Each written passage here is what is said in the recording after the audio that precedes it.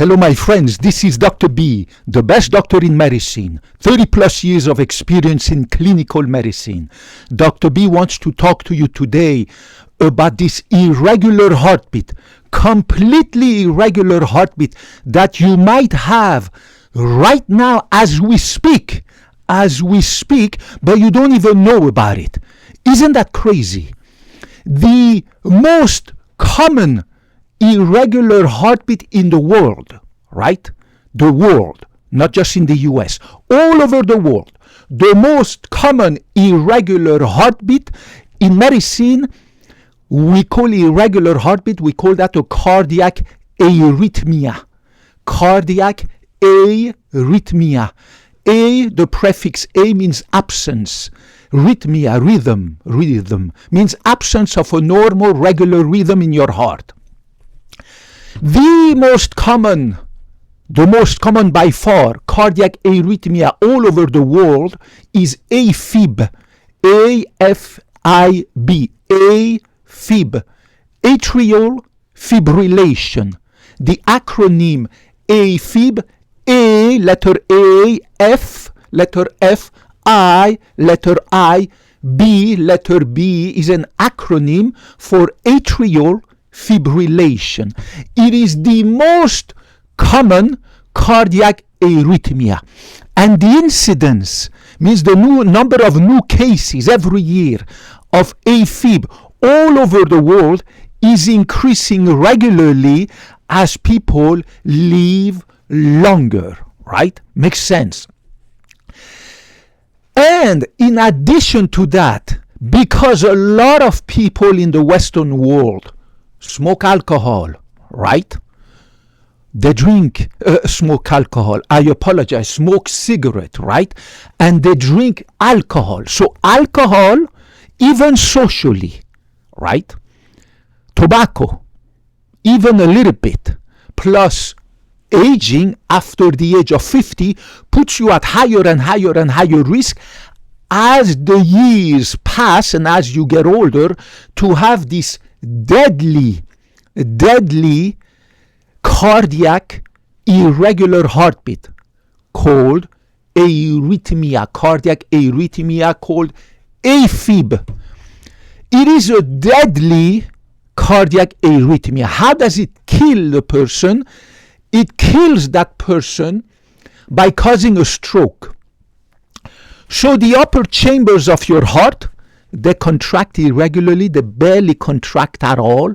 The lower chambers pump the blood into your body.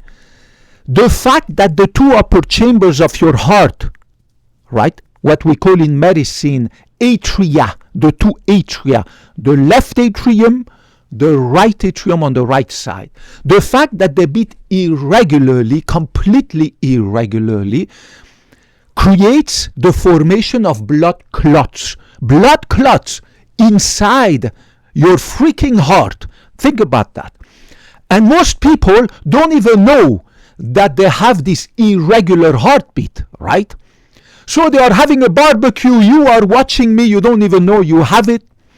They go to work, blah, blah, blah, blah, blah, blah. They have a normal, busy life. They watch TV with their wife and blah, blah, blah with their kid or their husband. And suddenly, the blood clot that was caused by this irregular heartbeat inside the heart, from inside the heart, this blood clot goes to your brain. Because remember that the heart supplies blood to the brain. So if there is a clot inside your heart, what's going to happen to that clot? The heart is going to pump the blood and the clot is going to migrate to your brain.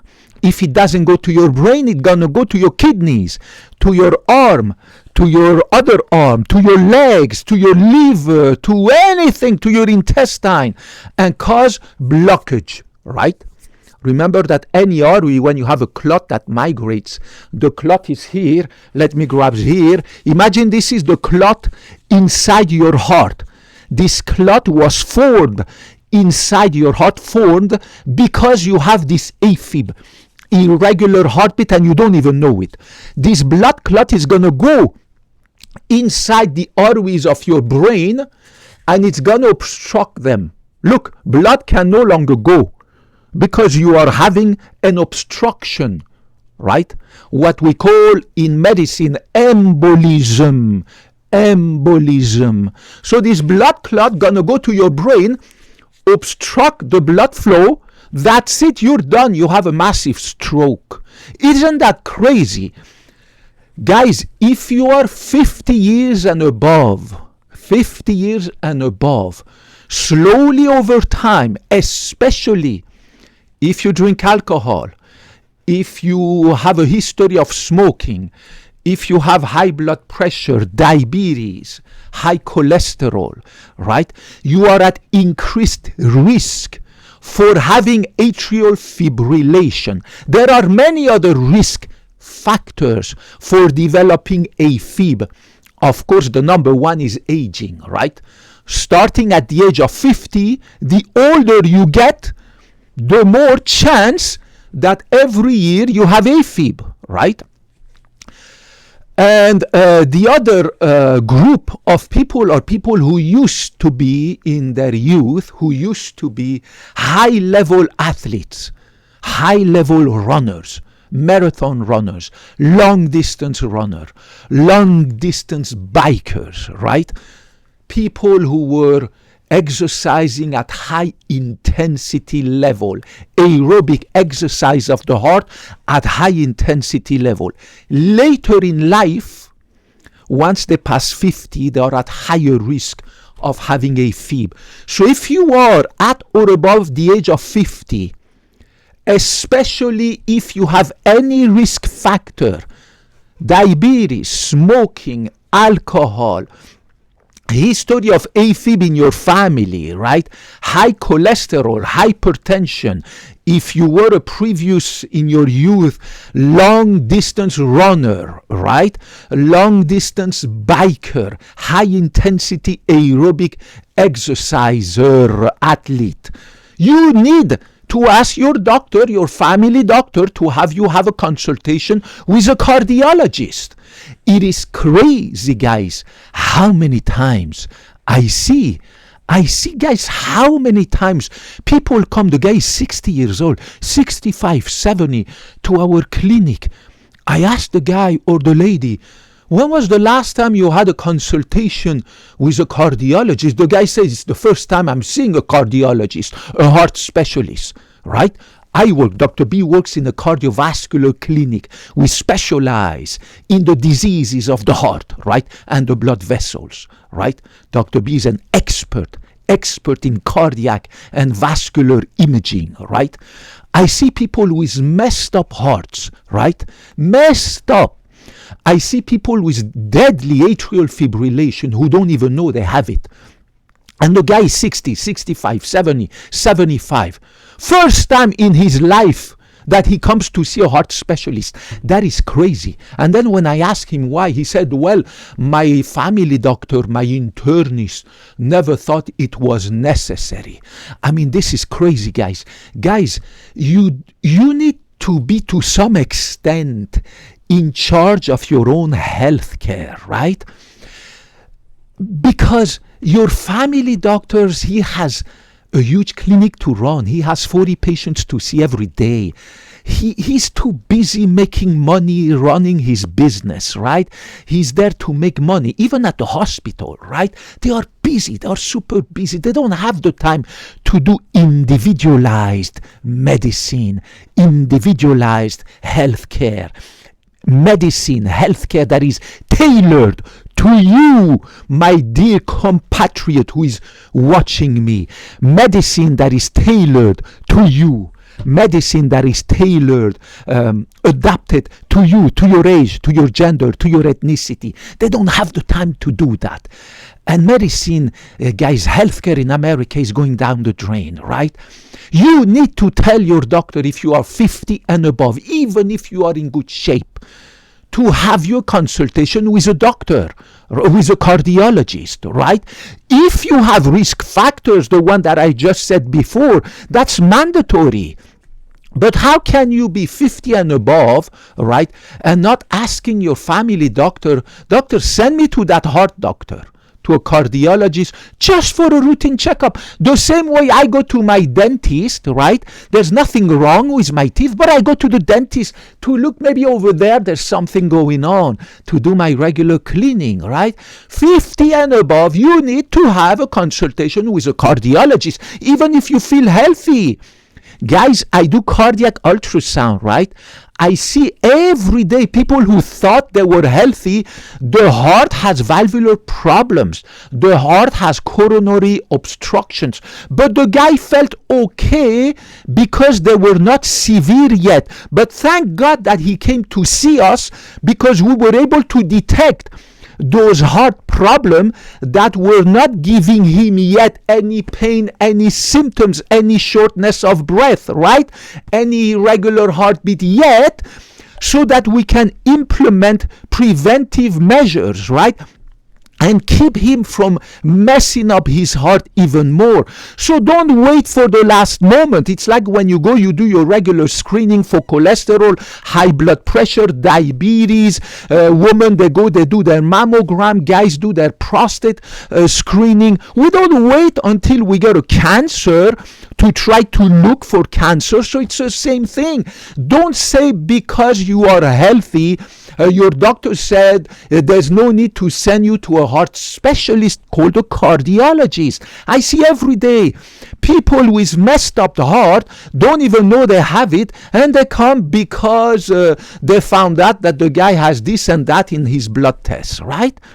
So you need to have regular consultation with your family doctor, and ask your family doctor, if you are 50 and above, to send you for a consultation for a heart specialist. Now it is possible that your doctor gonna say, well, listen, I listen to your heart, with the stethoscope, right? They listen to your heart and your heartbeat is regular.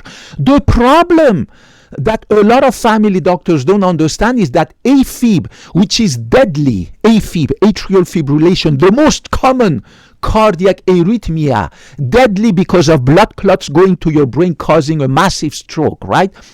They don't understand that AFib can be intermittent. Means the time that your doctor listened to your heart, the AFib was gone. And then when you go back home, it comes back. When you go up and down the stairs, it comes back. At night, during your sleep, it comes back. So only a heart specialist, only a cardiologist can determine if you need to have what we call a Holter monitor.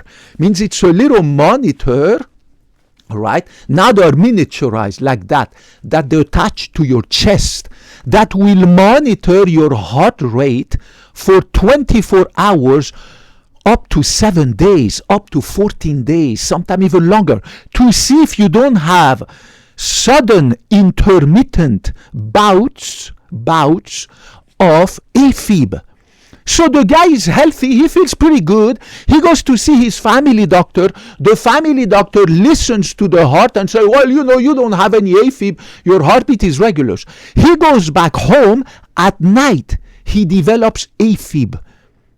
During that night, he develops a clot in his heart, and during that night, the heart sends that clot to his brain and develops a stroke. His wife takes him immediately to the emergency room. They try to lyse, to eliminate that clot, but it's too late. The guy is hemiplegic, half of his body is no longer functioning. That's it, he's done, if he doesn't die, right? Don't be part of these people who say, well, I feel okay. Well, my doctor, my family doctor, my internist said I don't need it. What do you mean your family doctor said you don't need it? Insist, right? You need to insist. If your insurance doesn't cover it, you need to find an excuse with your doctor, like, oh, he has high blood pressure for a long time. Oh, he has diabetes for a long time.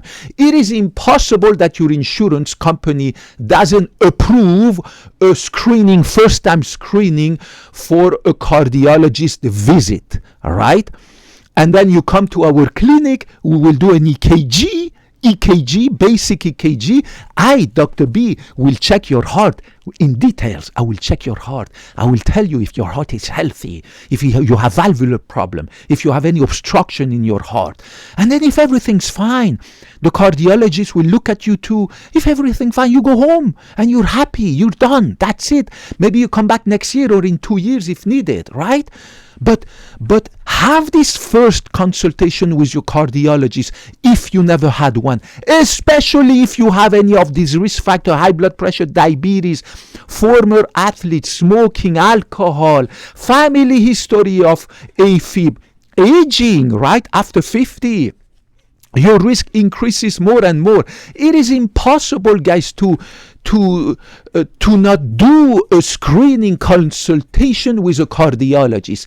Guys, Dr. B, listen to me. I'm here to guide you so that you age gracefully, so that you stay away from cardiovascular diseases, cancer, heart attack, stroke, kidney disease, heart failure, heart attack, everything, liver disease, blah, blah, blah, cancers, so that we can age gracefully, guys.